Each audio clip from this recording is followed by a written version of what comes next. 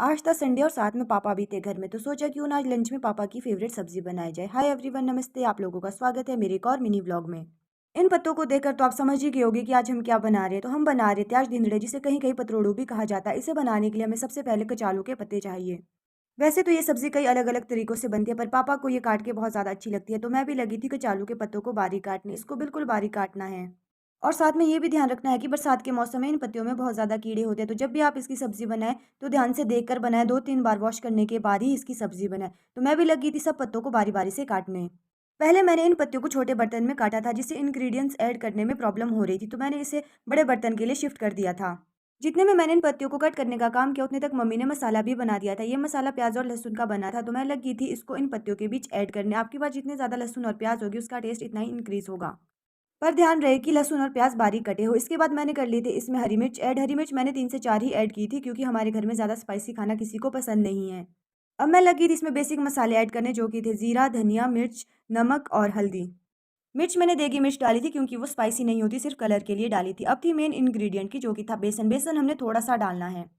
ध्यान रखिए कि इसमें ज़्यादा बेसन ऐड नहीं करना, फिर ये एंड में जाके क्रंची नहीं बनेगे। इसके बाद फिर इसको हाथों से मिक्स करना है, जैसे मैं कर रही हूँ। 15 से 20 मिनट तक इसे हाथों से ऐसे ही मिक्स करना है।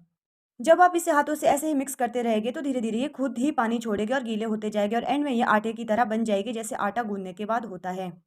इस प्रोसेस को आपने 10 से 15 मिनट तक करते रहना है। एंड में आप रिजल्ट देख सकते हैं, ये आटे की तरह बन गया है, जैसे आटा गूंदने के बाद होता है। इन सब का एक डो बनकर तैयार हो गया है। इसमें मैंने पानी बिल्कुल भी ऐड नहीं किया। नेक्स्ट स्टेप में मैंने डो के छोटे छोटे से लड्डू बना दिए थे, 5 से 6, और डाल दिए थे स्टीमर में। स्टीमर में हमने इसको स्टीम करने के लिए 10 से 15 मिनट के लिए छोड़ देना है।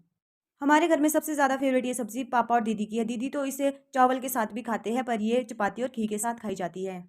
जितने तक मेरे धिंदड़े स्टीम हो रहे थे, उतने तक मैं लगी थी प्याज और लहसुन की कटिंग और चॉपिंग करने, क्योंकि एंड में इसमें तड़का लगता है। कटिंग और चॉपिंग का काम कंप्लीट करने के बाद स्टीमर की तरफ देखा, तो मेरे धिंदड़े भी स्टीम हो गए थे। उसके बाद मैं लगी थी इसे बारी-बारी से निकालने। ये गर्म थे, तो मैं इसे कच्ची से निकाल रही थी। स्टीमर से निकालने के बाद अब बारी थी इसकी कटिंग करने की। क्योंकि मैंने गोल-गोल इसको सिर्फ़ स्टीम करने के लिए ही बनाया था, तड़का तो इसमें कट करके ही लगना था, तो मैं लगी थी इसकी कटिंग करने।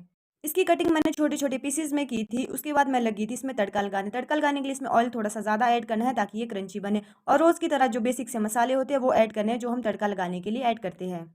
फिर एंड में हमने डाल देनी है ये सब्ज़ी इसमें, जिसको हम पतरोड़ू या धिंदड़े कहते हैं।